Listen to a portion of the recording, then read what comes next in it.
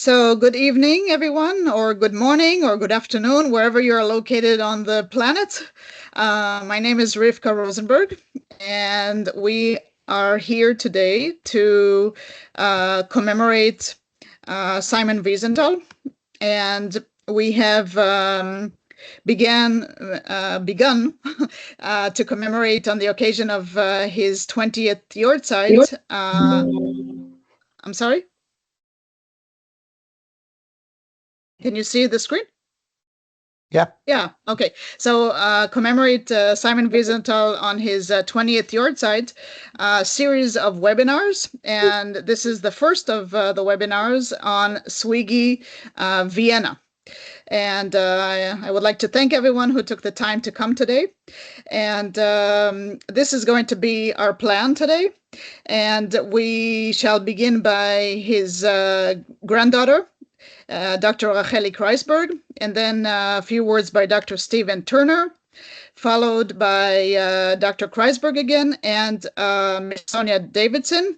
And at the end, there will be Q&A. So if you don't mind not putting anything in the chat during the presentation, but saving all your questions towards the end, and you'll have, of course, the time to speak to our speakers. So we will begin today by Simon Wiesenthal's granddaughter. Her name is Dr. Racheli Kreisberg. She is an entrepreneur and an innovation expert. Since the passing of her late grandfather, Simon Wiesenthal, on the 20th of September, she has been commemorating him, among others, through the Simon Wiesenthal Genealogy Geolocation Initiative. And the acronym is SWIGGI. It's an innovative genealogy platform which links family trees to Google Maps. Racheli holds a PhD in biotechnology and molecular microbiology and an executive MBA from Tel Aviv University and a master's in science in chemistry from the Technion. So the floor is yours, Dr. Kreisberg. Thank you very much. So good evening, and thanks for the kind introduction. Indeed, Simon Wiesenthal was my late grandfather, and therefore, as our events, as Rivki says, are dedicated to commemorate Simon Wiesenthal, I will share with you a few words about Simon Wiesenthal before we dive into other presentations. So let me put this in presentation mode, and let me know if you can see it properly. You can see it properly, right? Yes. Okay, so indeed, Simon Wiesenthal was my grandfather. Here on the left-hand side, you can see one of the few pictures that I have together with my late grandfather. This was in our home in Herzliya in Israel, taken many, many years ago. This is also the picture that I've been using for the joint sort of journey that I am doing with my late grandfather since he passed away. And on the right-hand side, you can see my siblings, Dani and Yuri. So all in all, my late grandfather and grandmother had 3 grandchildren. So he is, for the family, is our grandfather. Simon Wiesenthal was married to Zila Müller-Wiesenthal. And on the left-hand side, you can see a picture of both Simon and Zila. Both were born in Buchac in Galicia, and they married in 1936. And were actually married till 2003 when my late grandmother passed away. After the war, they reunited, and here you can see a picture of Simon and Zila in the Bindermichel deportation camp, which is in the vicinity of Linz in Austria. My late grandfather was liberated from the Mauthausen concentration camp, and my grandmother, she was working, forced labored in Germany. So my parents reunited, and then my mother was born. So this is my mother, Paulinka Rosa Paike Shoshana, who is named after both her parental and maternal grandmothers, both of whom were murdered. On the right-hand side, you can see a picture of my grandparents celebrating one of their many, many anniversaries. They were married for 67 years, and this is in their home in Vienna, in the Mestrozigasse. So as I showed you the picture of my mother, here you can see my mother at the age of 19 when she married my father, Gerard. My father's family is originally from Vienna. The focus of our evening, of the let's say the more research-oriented parts of our evening. And here you can see Simon Wiesenthal together with my late grandfather and both my late grandmother, sorry. And here you can see my father, Racheli Kreisberg, and my mother, Paulinka. My parents just returned to the north. They also live in Israel. We immigrated together in 1977, and my parents are trying to resume their life now up north, which hopefully will go back to normal very shortly. My grandfather was also a survivor. Here on the left-hand side, you can see how skinny he was. My grandfather was a very tall man, about 190.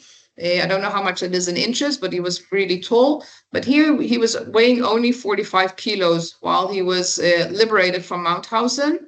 And as a survivor, you can see here something that I think is also remarkable, and that is one of my grandfather's first, let's say, global or pan-European initiatives were to bring the ashes of Jews who were murdered in Austria. So not necessarily Austrian Jews, but Jews who were married in concentration camps in Austria. This is a picture of my grandfather leading this carriage that carried 30 urns. You can see it also here. And these urns were then interned in the Shoah cellar on Mount Zion in 1949. So very earlier on, my grandfather is also a survivor. And that will, of course, be something that he will work on further. But most of you know my grandfather as a Nazi hunter. On the left-hand side, there's a very famous map that used to be in his office in the 1st district in Vienna. And my grandfather is pointing here at a specific point, or maybe just showing the map and posing for me so that I can take a picture. Here you can see him, again, very serious and focused on what he's doing. In addition, he was also a writer, and he wrote books that were translated into many languages. Here is a book which is called Haradifa Achar Eichmann, The Search for Eichmann. Indeed, my grandfather focused on the search of Adolf Eichmann. And maybe a few more words on the man himself, because I said a survivor, I said a grandfather, a spouse, a father, but he was also a person, an independent person. He was an architect by training. And I very much like these pictures because you can see his hands like reaching out. You can see his enthusiastic view. You can see the smile. You can see the fact that he often spoke to, in this case, these are elderly people, but also a lot of young people. And this is how I remember my grandfather with a lot of passion for what he did. Here you can see him already with a stick. Even at a very late age, he was still working and engaged in his life mission. This was the last picture that I had with my grandfather. This is in February 2005 in their home. And here again, you can see this picture of my mother and my late grandmother and my grandparents. Both my grandparents are buried in Herzliya in the cemetery. This is Shimon Wiesenthal and this is Zila or Zipra Wiesenthal. And to just give you a flavor of some of the legacy, and this will be my last slide, is without even going into the life and legacy of Simon Wiesenthal, after learning so much about him, I think that one of the great things that he did was to restore the dignity of the Jewish people. He combated Holocaust denial. He fought anti-Semitism. He, of course, remembered the 6 million Jews, but not only Jews, but also other minorities. He coined the expression justice, not vengeance, and lived according to that. Here you can see a picture, a stamp which was developed upon his 5th yahrzeit. And again, it says justice, not vengeance, tzedek lo nakam. And I think he had also morals and of tolerance and humanism. And these were the few words that I wanted to share with you about my late grandfather, to whom these events are dedicated. Thank you very much, Racheli, for these inspiring words about your late grandfather. We will return to you as we go on. Again, any questions you have for Racheli, keep them for the end, and she'll be happy to answer, of course. We will continue with Dr. Stephen Turner. the president of Gesher Galicia. And Dr. Turner will talk about the history of the Jews of Vienna on the eve of World War II, immigration records as a tool to learn about family history in Vienna. I will say a few words about Dr. Turner. Stephen Turner was already curious about Galicia as a small boy when he spent the holidays davening at the Galicianer Shul with his grandparents in Brooklyn. He became the president of Gesher Galicia in 2019. He has written about this journey in various publications. He is the founder of the Nadvorna Shtetl Research Group, a member of the board of the Jewish Genealogical Society of Long Island, and does research on Ashkenazi DNA. A product of the New York City Public Schools, Stephen has a bachelor's in sociology from Queens College and a DDS from NYU College of Dentistry. He is now retired from his 44 years of practice in general dentistry and facial cosmetics. Dr. Turner, the floor is yours. Thank you, Rivki, and thank you, Racheli. Thank you all for being here. So, hi. I am here today to talk about the events that unfolded in Vienna that made the Jews want to leave and the recent availability to researchers of these Austrian Jewish emigration applications from 1938 to 1939. These applications have a trove of genealogical and biographic information that anyone researching a resident of Vienna during this time period needs to check. I don't want to minimize the biographic aspect of what you can learn about a person. I will show you here an example of me learning something very new about my very own father. Now, there's a handout for this talk that I already put in the chat room. It has many useful translations and links that will make it easier for you when you do your research. This presentation I give is usually much longer, but I cut it down to 20 minutes here to adapt to the time allotted. Before I get started, I would like to pay tribute to this great man and great Galiciana that all of us are very proud of, Simon Wiesenthal. He left a great legacy to his family that is evidenced by Racheli here today, to the Jewish people, and to all of us proud Galicianis. We are forever in his debt for his life's work. Bring me a Kleenex, please.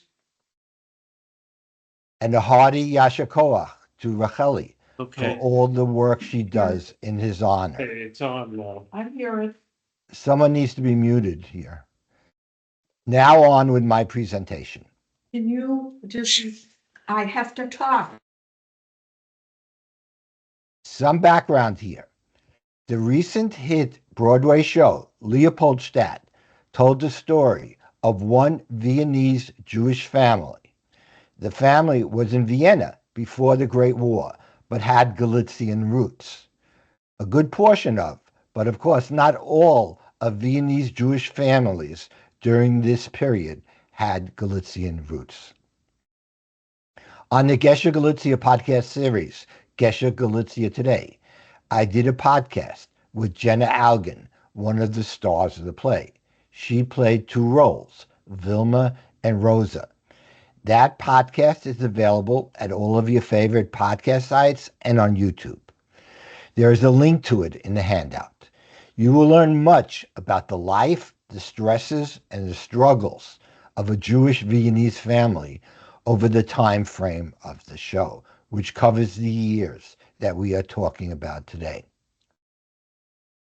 As we know, Nazi Germany annexed Austria on March 12, 1938, in what was called the Anschluss. Life for the Jewish inhabitants of Vienna became instantly miserable. They lost their jobs and businesses, and younger Jews had to leave their schools. The whole world of the Jewish people of Vienna was turned upside down. Jews were forced to clean the streets with toothbrushes.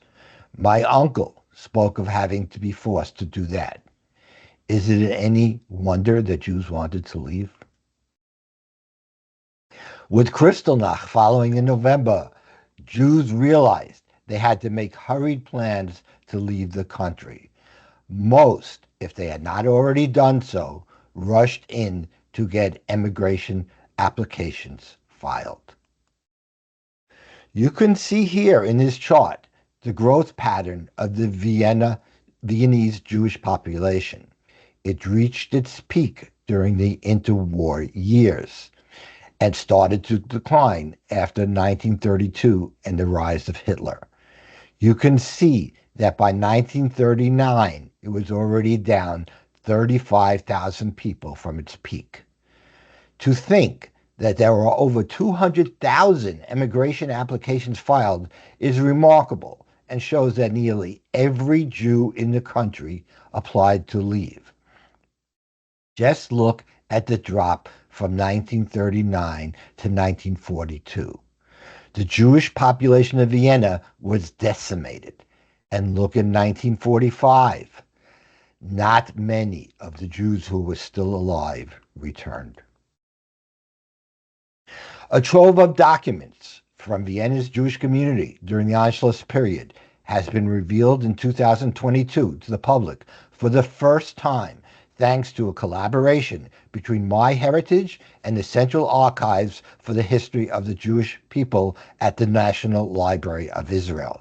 The collection contains 228,250 records, including scanned original documents submitted by Jews hoping to emigrate from Vienna.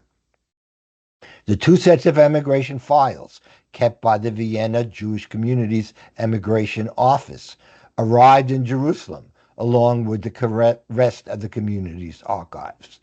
Both sets have been preserved in their original order. There were two stages to the emigration process of the Jews that these files were used for. The first stage. In the first years of the Nazi occupation, the community was not working in a vacuum. The Gestapo was supervising its operation, with this effort led by Adolf Eichmann himself.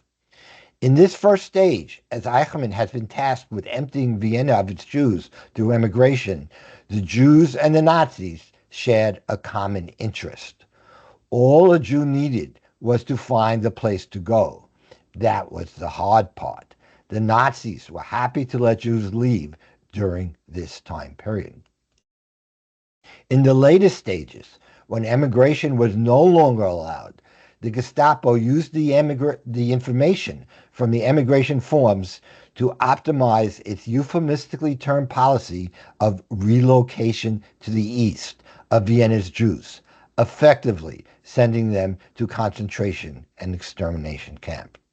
In other words, Jews filed these applications to try to save their lives, and if they were not able to obtain a visa, these very same applications were helped to deport them and, in many cases, murder them. The Jewish community in interwar Vienna was the third largest Jewish community in Europe, and over 200,000 Jews were living there before World War II. The IKG was temporarily closed by the Germans after the Anschluss. It reopened in May 1938, and Jews living in Austria had to register with the IKG's Emigration Department in order to leave the country. Each head of household had to fill out a detailed questionnaire containing the following information. I'm not going to read this, but you could see all the items that a person had to put on their application. These emigration sheets form one of the most informative collections of personal data on Austrian Jews for the years 1938 to 1939. The forms are often supplemented by additional documents, including letters, affidavits, official papers, and correspondence, as well as stamps and handwritten notes that were added as part of the file processing. Now let's learn about how to search the Emigration Papers collection. This is the homepage for it in MyHeritage. The link to it is in the handout. MyHeritage is a pay site, but the collection is not behind the paywall and it is free to access. You can also search this collection in the National Library of Israel site. The link to it is also in the handout, but I found it much easier to work through my heritage. Now let me tell you a story about my paternal family. This is a picture of my father, Morris Turner, in Vienna. My father was born in the shtetl of Nadvorna in Galicia in 1910. I sent my JEDCOM, or family tree file, to SWIGGI, and here is a map of Nadvorna with houses on a Google Street Map superimposed from my family's vital records. This is an incredible, valuable tool to any researcher. If you click on any of the houses here, you see all the Jewish vital records associated with that house. Now, my family, like many other Galician families, ended up in Vienna after World War I. Here are the two houses associated with vital records and deportation lists for my family. Again, if you click on any of the houses, you will see all the Jews that lived in those houses with records associated with them. Now let's do a sample search of emigration files. Here you see I entered my father's name and his date of birth, and I clicked the search button. This is the result that came back. You can see that my father filled out his application on May 11th, 1938, very early. Let's not forget, the Anschluss was just in March of that year, and the IKG office just reopened in May. So it appeared that my father filled out his application as soon as he could. Now I clicked on View Record. Here is the index that comes back. You can see these relatives that my father had in the U.S. at the time. Now let's click on the yellow box and see the actual record. You will see that there are 8 pages to this record. Let's look closely at the first page. Look at all these stamps and notes on the side of the page. There were many parts of the process that each prospective immigrant had to go through. And in each part, it seems like they added a stamp or a comment as one went through it. When you look at this collection, you will notice many pages like this with stamps and writings on the sides. All these stamps and comments are a good sign, and it shows that there was progress in the process. This is the first page of my father's oldest sister's application. Look at the lack of stamps and writings around the edge of the page. This denotes there was not much progress with this application. This application was put in late in December of 1938 because my uncle was a wounded World War I veteran, and he thought the Nazis would leave his family alone. Of course, we know how wrong that turned out to be. My aunt, uncle, and 16-year-old cousin were deported and murdered in June of 1942. The day before my father and his mother left Vienna, they took some pictures on the streets of Leopold. This is my Aunt Helly and my cousin Eric. Now, what happened to Helly and Eric? This is a deportation list for Transport 25 from Vienna to the east on June 5th, 1942. You can see their names highlighted in blue. There were 1,000 people on this list. Not even one person survived from this train. You could see that every female had the middle name of Sarah, and every male had the middle name of Israel. The Germans did this so there would never be a question when looking at a name whether a person was Jewish or not. So Eric appears on this list. You can see that Eric was murdered in Majdanek on July 14th, 1942. So he lived 1 month and 6 days after his deportation. One can only imagine the hell his life was like for those few weeks in the camp. He was a 16-year-old boy. We don't know how he was murdered. Yad Vashem believes the train, although the destination of the transport was listed as Zybika, continued on to Sobibor, where all those still on board would have been exterminated upon arrival. But we don't know for sure. Now let's pay attention to this box right here. Here's a close-up of it. I want to tell you that all the German words here on the application are translated in the handout. Obviously, the answers are not, but for the answers, when you look up your files, you should use a translate app or a ViewMate from Jewish Den. So we see my father entered his name. He lives in the 2nd district on the Zirkusgasse. His date of birth. He was born he wrote Nadvorna, Poland, but this is actually an error because when he was born in Nadvorna, it was part of Galicia. There was no Poland. He was single. For nationality, he put Polish with a question mark because he never lived a day in his life in a land called Poland. But in reality, he was stateless. They asked him how long was he in Vienna? He said he got there in 1918. Then we get to this question here. From where did you come? This is what I knew before finding this record. My father always said that although he was born in Nadvorna, he didn't remember much of life there, as when World War I came around, there was much fighting around the town, and it wasn't safe for the family to stay. I didn't know much about this refugee life of the family. He told us one story of them always being very hungry, and he remembered one particular night that his mother had just one piece of bread to divide amongst her 5 children. He didn't really talk about anything else related to this time. Seeing Porlitz, Moravia, was something completely new to me. He was there from 1914 to 1918 before arriving in Vienna.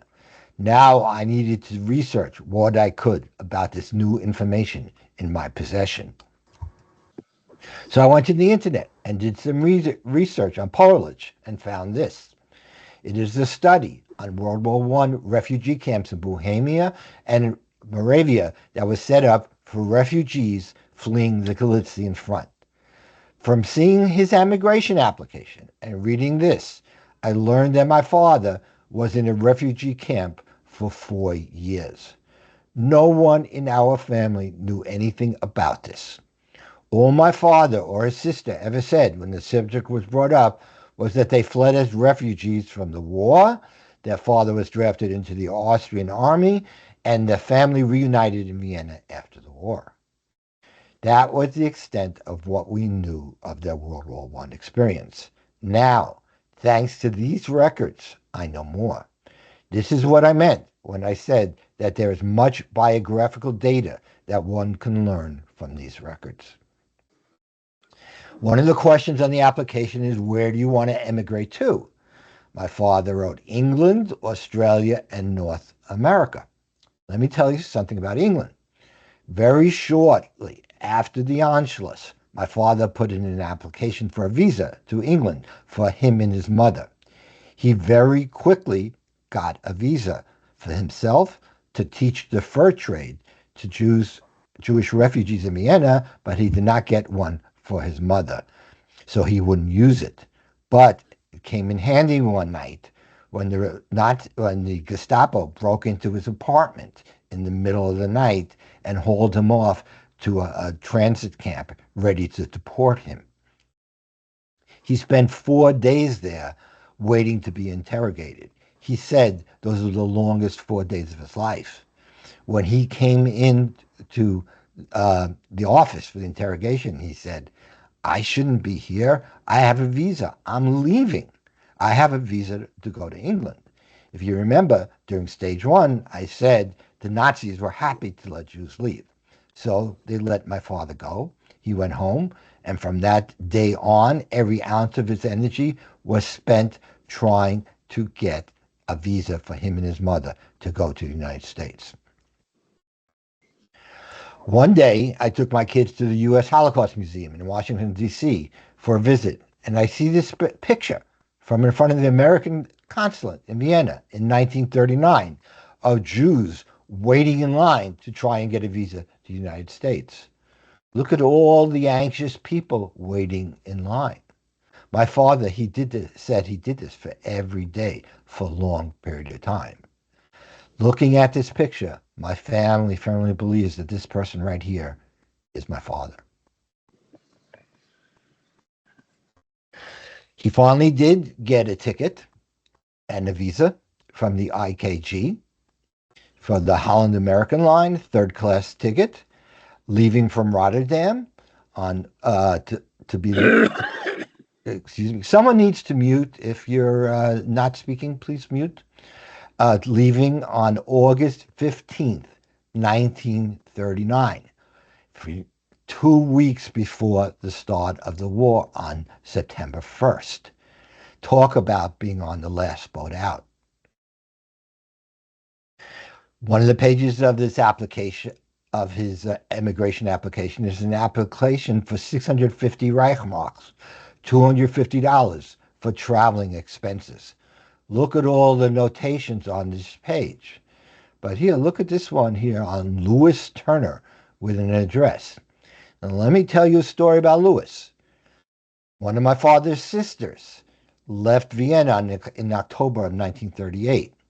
When she arrived in New York, she went to Louis, who was a cousin and had arrived in New York way before them and was a citizen.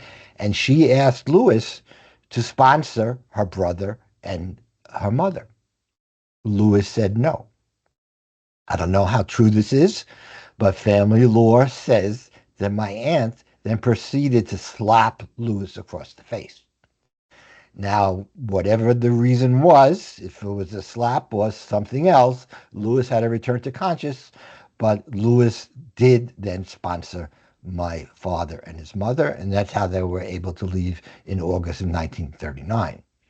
And to honor Louis, my father made Louis, this is Louis right here, the best man at my parents' wedding. For those interested in exploring more about these times in Vienna, here are 2 excellent books on the subject and the time period. This book here, The Unanswered Letter by Faris Castle, is about a letter and what happened when it was found years later by Faris's husband's family. I did a webinar with Faris about the story. The link to it is in the handout, but to see the webinar, you must be a member of Geshe Galicia. The next book is called Paper Love by Sarah Widman. We are trying to get the author, who is a reporter for the New York Times, to interview for a podcast. Stay tuned for that, and I recommend all to see this book, to read this book, if you are interested in the subject. I also put a link to it in the handout. I want to thank you very much. I will be happy to answer any of your questions you may have during the allotted question and answer section at the end of the program. And my email address is in the handout if anyone would like to contact me. Thanks again. Thank you very, very much, Dr. Turner, for this fascinating presentation and extremely thorough study about your family in Vienna. And whoever wants to ask again any questions, Dr. Turner is happy to answer questions at the end of this presentation. And we are now going to go back to Dr. Kreisberg, and she will talk about where did the Jews live in Vienna and from where were they deported? How can the Simon Wiesenthal Genealogy Geolocation Initiative, SWIGGI, Vienna platform help identify Jewish residents before and during World War II in Vienna? So, Dr. Kreisberg, the floor is yours. Thank you very much. And thank you, Stephen. I will, in my talk, also relate to the work that you're doing, and Sonya Davidson, who will talk after me. I will also relate to the work while telling you more about SWIGGI. Let me just share my presentation.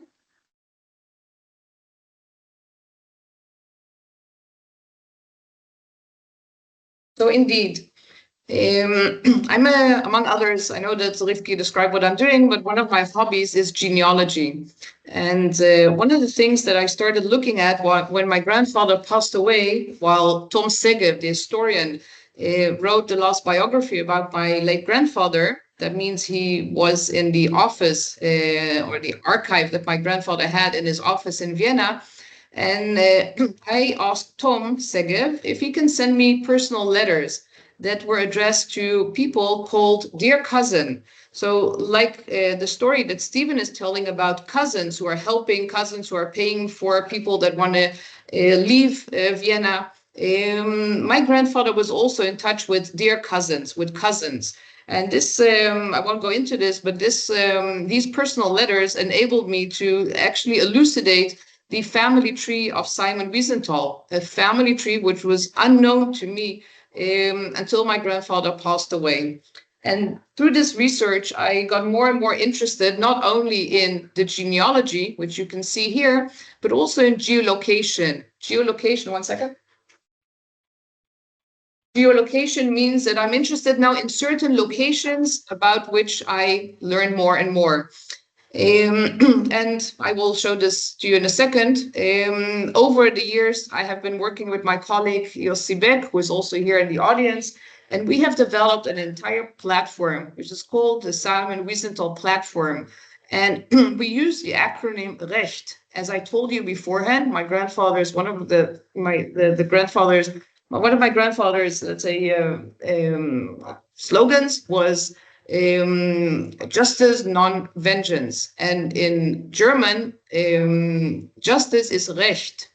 So therefore, we use the acronym Recht for our research, education, the commemoration of Simon Wiesenthal, the commemoration of Holocaust victims, and the tours. So we have quite a large platform. Here you can see the link.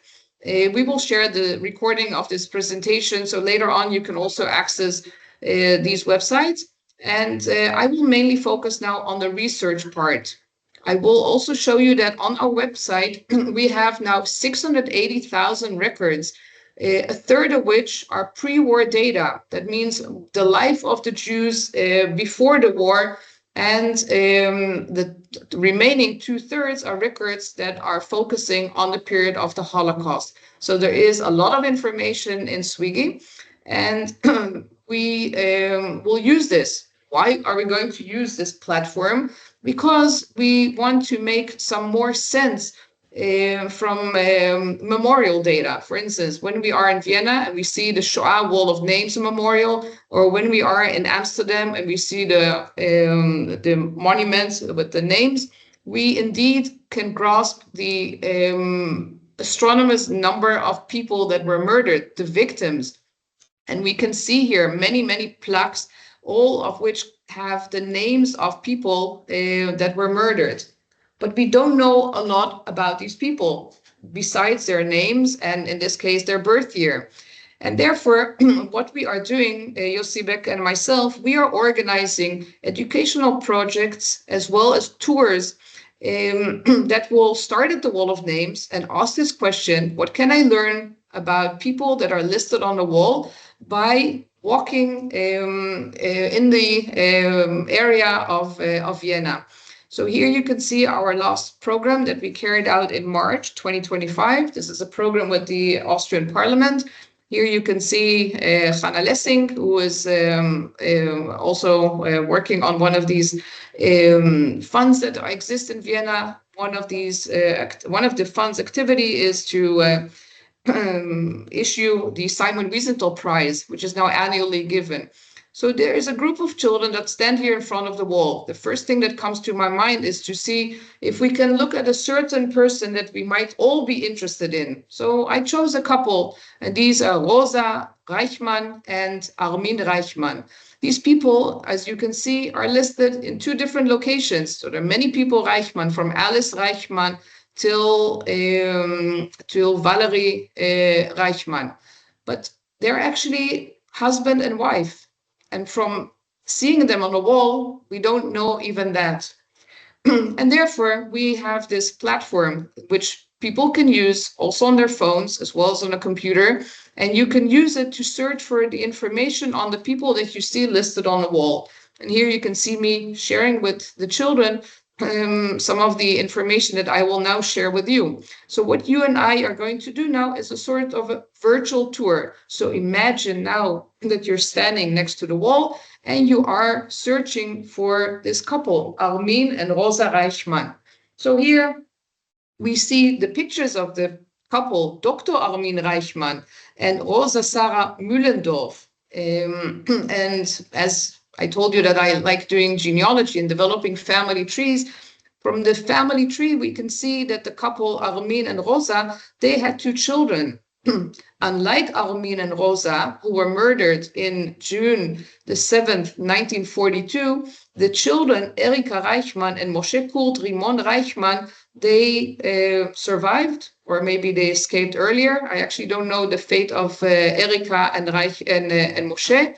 One of which arrived in Israel, but they passed away in 2003 and in 1996. So what SWIGGI enables us is to search, as Stephen already says. We can search for people by entering their names, their first name, their last name, their address. Many fields can be searched. And when we do this, we actually see the address, the last address in this case, where the couple Rosa and Armin lived. In this house on the Garnisongasse number 6 in the 9th district in Vienna, there were a total of 11 people that are listed in our database. When you choose to display only the people that you are looking for, you can see here in yellow what we provide. This is what I'm actually trying to elaborate also a little bit on what Stephen says when he said that you can enter a house and see the residents. Yes, we are standing here in front of the, or we're looking now at the map, and we're looking at the names, and we see that not only that we list the names, but we also show the family tree. And we also show what we call a Simon Wiesenthal Holocaust Memorial. In the case of the couple Armin and Rosa, there are also Stolpersteine that are laid in front of the house to commemorate them. And then we provide a vital record, such as their birth year and where were they transported to and the place of death. So just by searching and finding the house, you can already see some information on the house in which the people lived. And this is great, but then what we want to do is we want to walk there. So it's not enough that you stand in front of the wall of names and you can now use your tablet or your computer or your phone and see all this information. We want to walk the talk. So we will develop, or we developed a tour, which will start here from the wall of names, and it will end here in the Austrian Parliament. And in this specific tour, we visited 3 houses and another site. So all that we are going to do now, you and me, are going to one of these houses. And the house that we're going to go to is the house that is situated on the Garnisongasse number 6. And while doing this with the group of children, we can talk to them about things that Stephen also presented in his presentation. What happened to these people? Okay, it is true that these people are commemorated on a wall of names, but for children, and these are a class of non-Jewish children, to grasp a little bit about what happened during the Holocaust, I think that this is really helpful when we show them where these people lived. And just from looking at the house, you can see that this was a quite impressive house, and this couple was very well off. And when we think of how well they were off, then to think that these people were eventually deported, as Stephen also showed, and maybe they tried to leave Austria and were refused to do so, it is very, very powerful. And we indeed do this, and then the children can learn a lot about this, and you can do the same. So let me show you how can you search the records that we have today in one shot. So we have developed a series of queries that you can carry out or that you can perform. So you can perform a search by the name of a person. So in the case of Reichmann Armin, you will then add the location, for instance, Vienna, and the last name. You don't have to put in the first name. And you can also check a box here, and that says if this person is connected to a family member for whom we have additional information on the wall of names, you can display that too. Another option to search is using the address. So again, the city or the country, the street, and a house number. But let's focus on the search that we do on the left-hand side. So just putting in the names. And what we have developed now is a report in which we provide all the information that we have on a given person. And I will just read a little bit to you. So we are, of course, notifying the researcher that the search on Armin Reichman, who was born on the 7th of December in Vienna and was murdered in Malitrostinec in Belarus, he was reported on the 2nd of June, 1942. And we found that he lived on the Garnison Gasse, number 6, where also other people lived. And we also see that we have here a Simon Wiesenthal Holocaust memorial page for him, which I'll show you in a second. And we cite that in our database, we also found his Stolperstein. These are the memorial stones. And he is also included in one of our tours, and we will tell you exactly in which tour he is commemorated. In this case, it is the tour from the Wall of Names to the Rathaus and the Wall of Names to the Austrian Parliament. And what you can see here is you can see all these links to the Holocaust memorial page, to his family tree, etc. But more than that, you can also see the information on family members that were also murdered and that are also commemorated on the wall. So Armin and Rosa, I already showed you that on that specific plaque you have Armin and Rosa, but had you been there and had you been a family member of Armin and Rosa, I can now direct you to Abraham Mühlendorf. If you recall Rosa Reichmann, she is her maiden name was Mühlendorf, and by working with family trees, we will enable people now to go also and commemorate Abraham Mühlendorf by maybe standing next to his name as well. As I told you that we have the Simon Wiesenthal Holocaust memorial pages. For every person we develop such a page. That page has a URL. So this is something that is not developed on the fly, but the Simon Wiesenthal Holocaust memorial page for Armin Reichmann is this URL. And we have on the left-hand side a candle that we light, a digital candle. And then there is information. In this case, there is less information. Sometimes we have a lot of information, but the basic information is the birth, city of birth, and the death. But again, let me show you this to you in life now. When we go to such a page, 1 second, hopefully we'll go there. I'll show it to you now in live.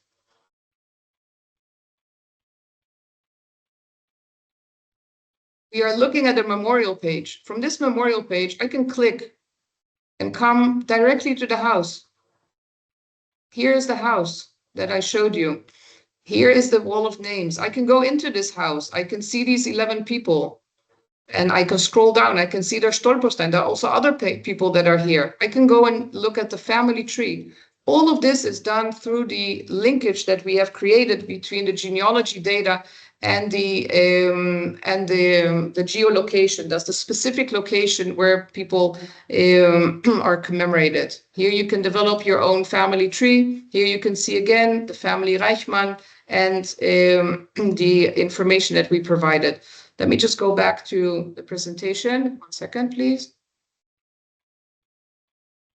Okay, so this is what we do. We develop these Holocaust memorial pages that are hyperlinked to a lot of information that you know is directly related to this person. So if it is Armin, where's my presentation? Yeah, if this is Armin or this is his wife, Rosa Reichmann, née Mühlendorf. And I think that at the end of such a tour, these children have learned that when you stand in front of a memorial, by using SWIGGI, you can now learn a lot about what happened to these specific people. And my last slide is summarizing this huge work of which I can show you a lot, but I only showed you one slide piece of it, we have developed this tool over the last 5 years, and we have now 680,000 names of Jews from the pre-war and the wartime period. We have 165 people in Vienna, again, pre-war and wartime.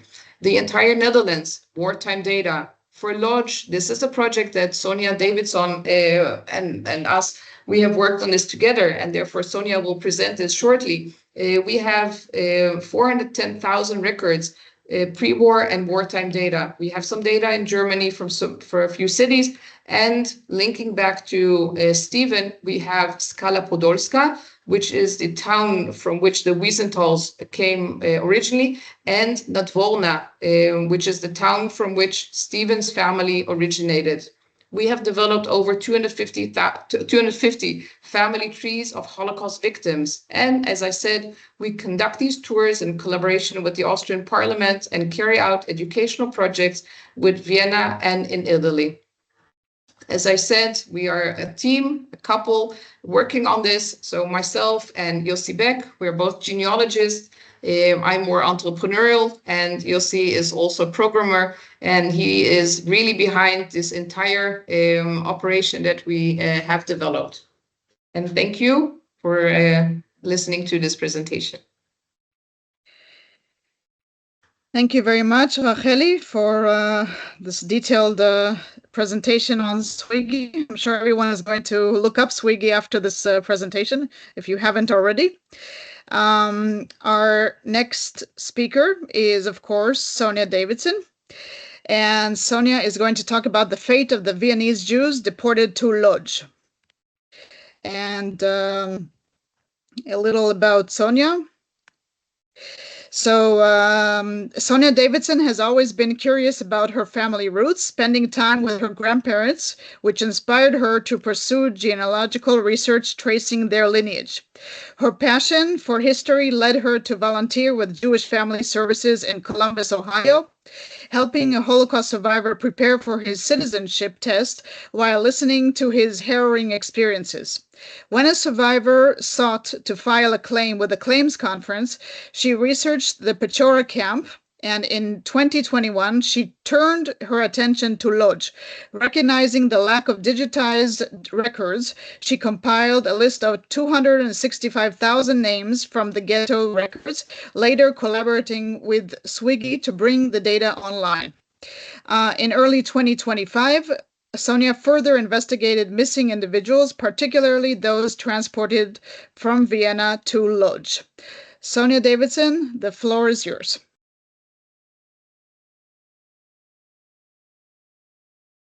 I'm always curious who we are, where are we, and where do we come from?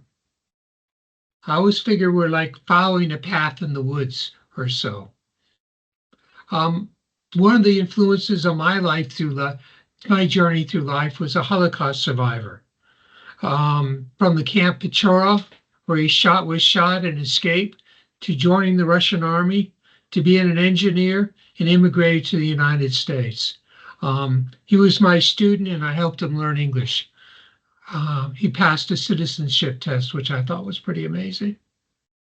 When I was looking at things to do in 2025, I thought, let's look at the transports into Lodz from the various countries. Now, transports came from all over Europe, as you can see here, that ended up in Lodz. Lodz was chosen because of its location on the railroad tracks. Railroad tracks is the way you transported people. You surely didn't want to move them by truck because there wasn't many trucks, and horses would be too long. The Lodz arrival was kind of a chaotic scene. I think a lot more things were going on there than we actually know at this time. Here's an example of what I did. I took the name Hockenberg, which happened to be in the Lodz ghetto list, Jacob, and I found him actually on the transport. Therefore, I felt confident he not only left Vienna, he arrived up in Lodz. The problem was I chose another name, and some other people named Kuliauer were missing. I have no idea why he was. He should have been between Cucier and Cukier. I don't know why he's missing. If you look at SWIGGI, you can see very much he's in Vienna. You can see he was transported to Lodz or Limstadt, and they have their birthdays, but he doesn't show up in Lodz. What happened to him? And this became a mystery. I found a lot of people that were on the transports from Vienna by taking the transports and looking at it to the Lodz list. But I only came, like, if you see the percentages, like 47%, 43%, 60%. I always ended up with missing people. And that was where I was confused. Where are these missing people? I think we all are kind of pulled into mysteries. And this is truly a mystery that hasn't been focused on or looked at very in depth. And I looked at this not as tracing one family, but all the people that were missing. Finding people, that would be a great thing. I started by taking one transport in detail and looked at it. I used their birth and their age, and I found that people were not just elderly, the ages were all over the scale, which taught me something when I was trying to find a solution to this. So I developed a research plan, conducted research, analyzed and reported the findings.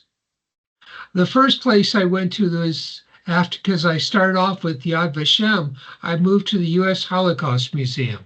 Here you can search by last name, and you can see if they were listed in there.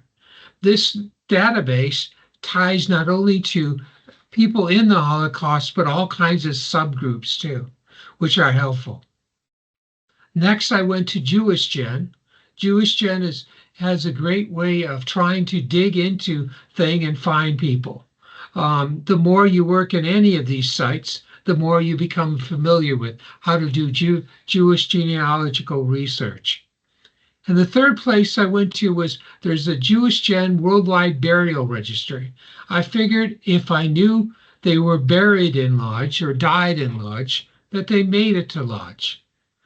Now, they could have been transported somewhere else, and I think some of the other later transports from other places, it looks obviously, since the percentage was only 25% from Frankfurt am Main that made it to Lodz, I assume that they were transported somewhere else. Now, I limited my searches just to one part of Poland and the Pictou Gubernial in Poland, and that really helped to find people. The results I came up with summarized into a spreadsheet where I was finding residents. You can see in column H, I found them as residents. I also found them, some of them were on specific streets. And the reason for that is that there is done by the U.S. Holocaust Museum, there was lots of list of people that lived on various streets. Now, they digitalized these and made them accessible. So like under David Fredricksa, I could find them. And to me, I found cauliflower. So I felt very comfortable with that. Now, not all their stories were good. Some of them died. Finding people is part of the solution. I thought that was great. Finding people that were missing, that's even better. I did a sample of 500 names. I found 309, or 61.8% of the missing people. I found that the reason I didn't find them before was that there was name changes. They were not on the Lodz list, so the Lodz list is not complete, but on a digital house list. I found transport out of Lodz to Chemno, which is now digitalized and online, and therefore I knew that that shows they originated from Lodz and were sent to Chemno. They just weren't on the list. Maybe the list of Lodz is something we never realized, but maybe it's just a list of people who were able to work. There might have been other people released into the ghetto, but weren't able to work and never got a name, got listed on the list. Also found cemetery records online. And of course, like any genealogy, you have to be determined to find them. There's still a mystery. I didn't find all of them. I should have. There's about 191 that were not found. Now, some could have been moved to work. Some could have been sent to other hospitals, or there could have been a selection process we didn't even know about.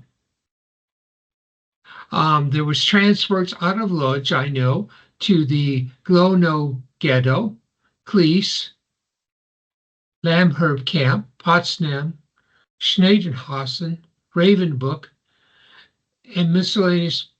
There was lots of other transports of less than 80 transports too. This is part of one of the pictures I found online that shows that family members saying goodbye to a child through the fence at the ghetto central prison, where children, the sick, and elderly were held before deportation at Chemno during a Gettysburg action, Lodz, September 1942. But obviously there was a holding area that most people probably didn't even know about. And maybe that's where some of these people ended up too. What kind of impact do we want to leave? I think doing genealogical research and taking a bigger focus on it, not just a family, but of all the residents of Lodz and of the transports into Lodz, will not only answer a lot of questions, but they'll sort of make the world a better place. There was a wonderful thing I learned last week. We use the symbol of candle.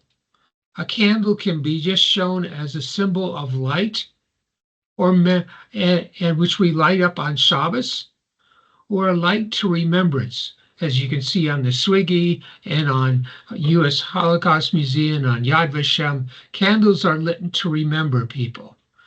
A candle can mean both. And I think having a candle in our lives makes our lives better. Thank you. Thank you very much, Sonya, for this light that you shed on Lodz, and we hope to continue the light of Simon Wiesenthal through these webinars. And the first question is Tony Hausner.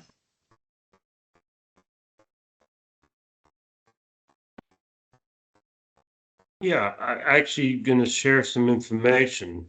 My mother was born in Scala, where Racheli's family's from, and we've gotten to know each other through our genealogy interest.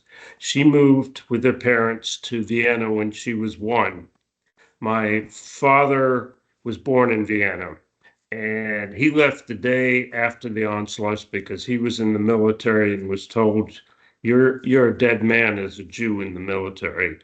And my mother left a couple of months later, and fortunately, all of my Viennese family was able to leave. The last one in 1940, and he was about the last, his family was about the last ones to leave Vienna. One of the things I wanted to share with you is that in 1999, the Austrian government the Viennese government said, we're going to compensate people who had money taken away in the 1939s. And there are data that Jews had to fill out records indicating all their finances and other information. And those forms, I wrote to they mentioned the forms, the data that was available.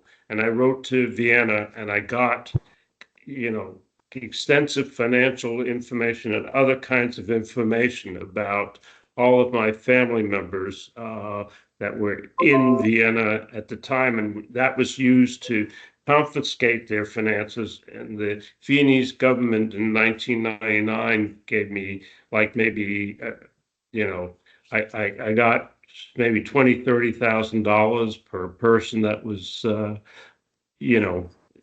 in a sense, robbed of their money by the Nazis in the 1939-1940 time period. So I just wanted to share that information, and I don't know if that's useful to any of you that are, doing the research that you're doing. So that's what I wanted to let you know about and see if it's useful to you. Thank you, Tony. Racheli, would you like to say a word about that? No, first of all, thank you, Tony, for sharing and so for pointing out that the original or the first research that we did. Second, I think someone joined, and you can mute yourself, Elona. Okay, so I muted her. So really the first work that we did on SWIGGI, we still did everything manually, and that was on Scala Podolska. And I didn't say this because we were looking at Vienna, and in Vienna it's relatively easy. The houses that existed pre-war are the houses that exist during the war and even later, or at least the streets are streets that we can identify, and we can identify some of these houses. But in the Galician shtetls, such as Nadvorna of Stephen Turner and Scala of Tony Hausnell, people didn't have street names or houses didn't have street names and numbers. They just had numbers. And the work that we carried out was taking the data that goes back to the mid-19th century during the Austro-Hungarian period and taking cadastral maps. These were maps that were made by the Austrian Empire and superimposing 19th century cadastral maps on 21st century Google Maps. And this is, among others, the strength of SWIGGI. We're trying to solve the problem when you go to a place in Eastern Europe for which you have 19th century data, but that data is not present anymore because we don't have that originally numbering. These houses don't exist anymore. And this is one of the strengths of SWIGGI. And it all started with the work that the Tony Hausner and the Scala research community carried out. So thanks, Tony, for that. Thank you. Any other questions for speakers?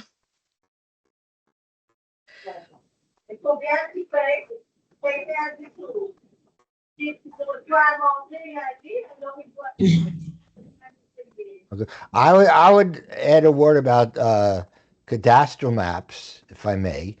If you do have Galician ancestry, and you and it so far SWIGGI has only done two Stadtlach, okay, Scala and Nadvorna, but there are many others. And if you're interested in house numbers from cadastral maps, you can go to the Geshe Galicia map room. We have a great map room with cadastral maps of many Stadtlach, and you could even search our database, the All Galicia database, or even JRI Poland by house number and find out who lived in your house that way. SWIGGI makes things easier for you. SWIGGI collects all that data and puts it in one useful place that you could get from just one click on the map. But if your shtetl has not been done yet by SWIGGI, and you want to get that information without too much hard work, you could do it yourself with the help of Geshe Galicia and JRI Poland and such. Any other questions, comments?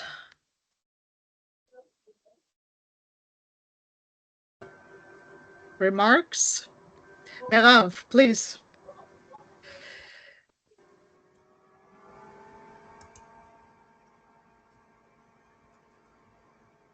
Now you're muted. Yeah, and now we hear you. Now it's okay. First, I want to thank you. It sounds really beautiful project. But I'm not surprised because of you. And what I want to ask is something else from all this meeting. It's about our days in Israel. if you can think, Rachel, what would your grandfather will have any advice to us now in Israel? Okay, so as Merav and I are friends, we talk a lot, and I prefer to share this with you later, because what I will say is that I never say something that I think my grandfather would have said, or etc. I really refrain from that. I try to stick to what I know about my grandfather, and I learned more about him over the years. And I don't know what he would have said today, because he would also live in a very complex environment. One of the things that my grandfather did relate to was technology. And we live today in the world of AI. My grandfather did all his work without a computer. Okay, go and look for Nazis without a computer. And I think that technology is something that we should be very careful about. On one hand, it provides us with a lot of progress. On the other hand, we can use it in very negative ways. And my grandfather maybe said something about that. We should think about what we're doing. We have personal responsibility, and we have a much broader responsibility towards society and towards the world in which we live. Nice. Anyone else? I see that Marcel Aspel had a question in the chat. Okay, I Oh. know Marcel is a friend from Rohatyn, and he wanted to know about how photo books can be useful for research. Photo books can be extremely useful if you could recognize the person in the picture, if they're labeled. It could date a picture by their clothes and things like that. There are experts. There's someone on Ava. Marcel's holding up the book now.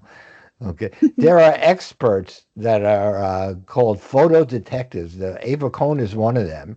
She's on Facebook, and she's always at all the conferences.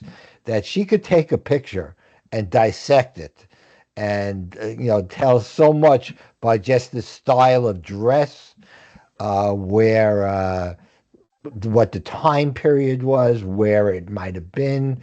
So there's photo books are great. Photo books are great. And it's a lesson to us with our photos. Now with digital photos, we could snap 20 pictures in a minute.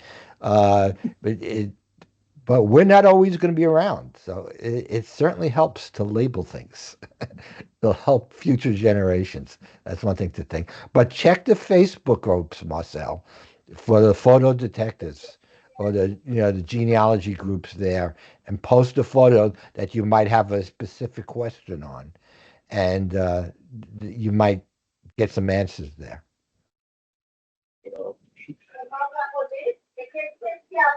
Yeah. Marcel, you have another question? Yes. Do you hear me?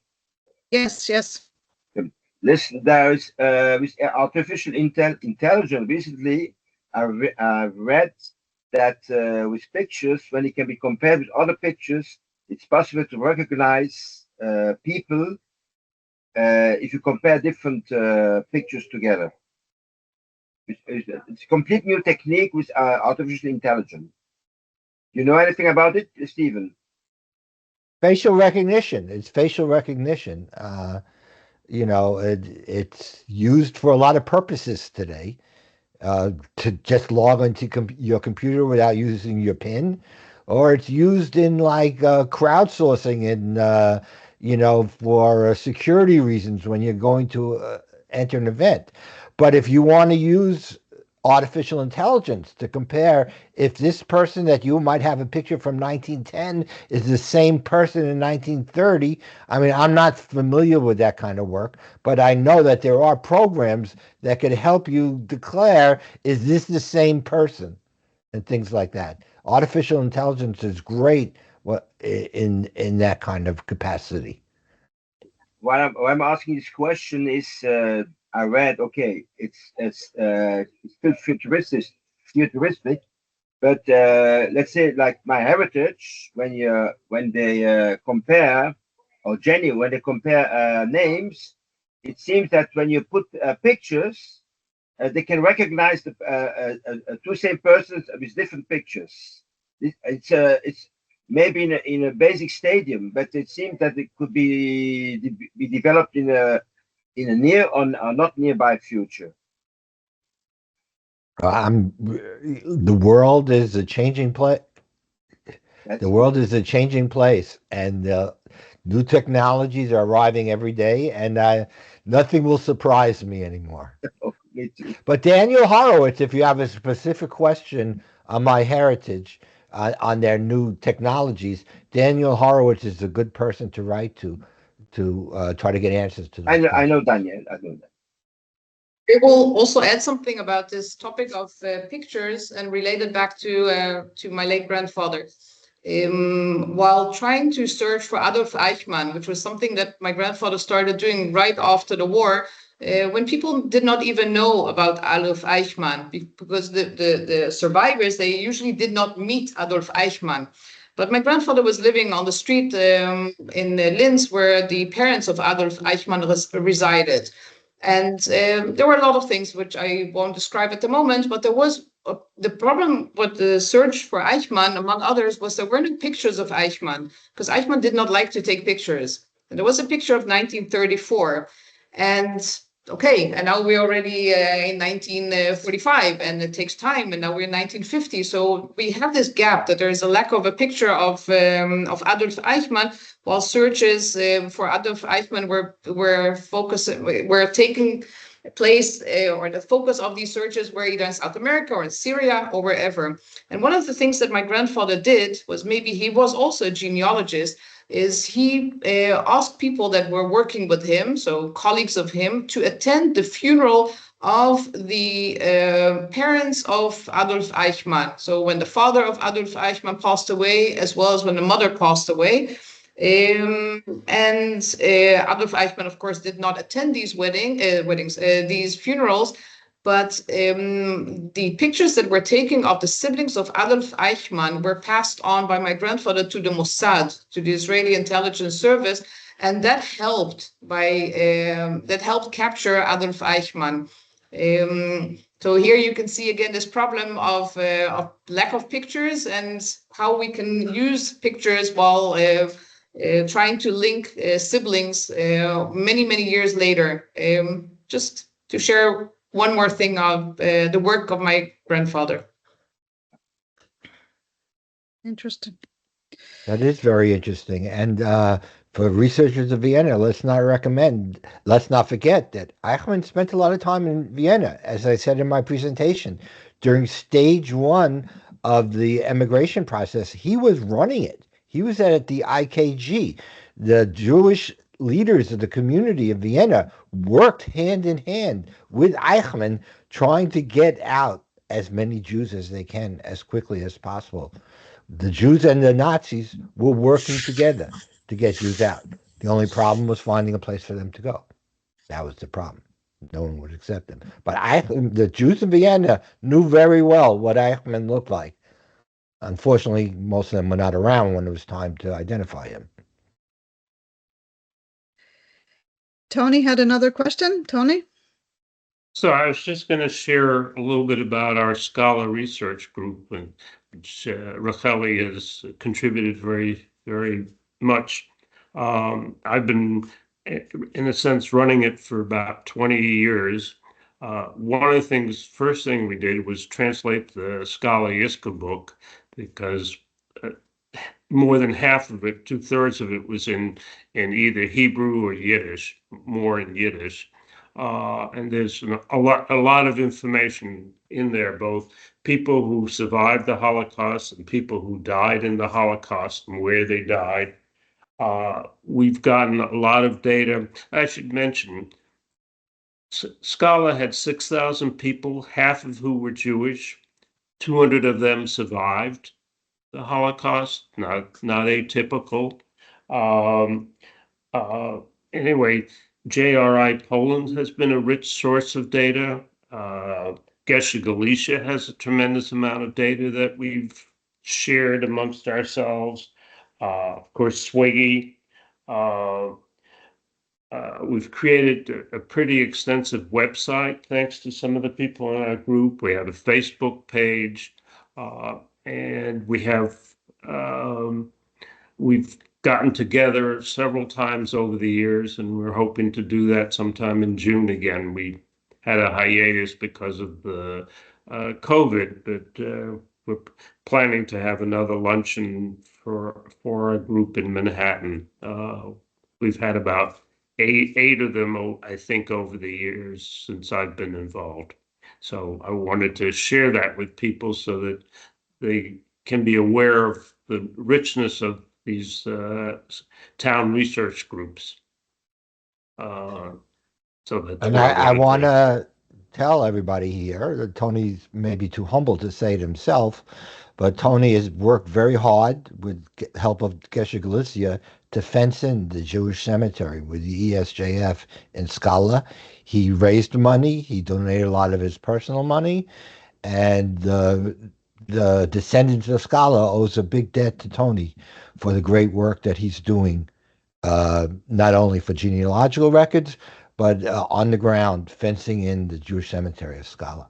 Yeah, we're actually, Alex is telling me, the man in Kiev that's involved for ESJF and building the cemetery walls with Geshe Galicia being a big contributor to the process. They were supposed to build it last year, and of course, with the war going on, that's prevented things. Alex is indicating that there's a reasonable chance that they'll get it done this year, but that's great news. Yeah, got my fingers crossed. Okay, if there are no more questions, I'd like to wrap things up and thank our esteemed speakers, Sonya Davidson, Stephen Turner, and of course, Racheli for organizing these webinars in commemoration of your late grandfather. And thank you for the honor to moderate these webinars. Our upcoming webinar will be on the Netherlands. So stay tuned, and we hope that let us carry Simon Wiesenthal's torch forward, standing against hatred, defending human dignity, and ensuring that truth and justice always prevail.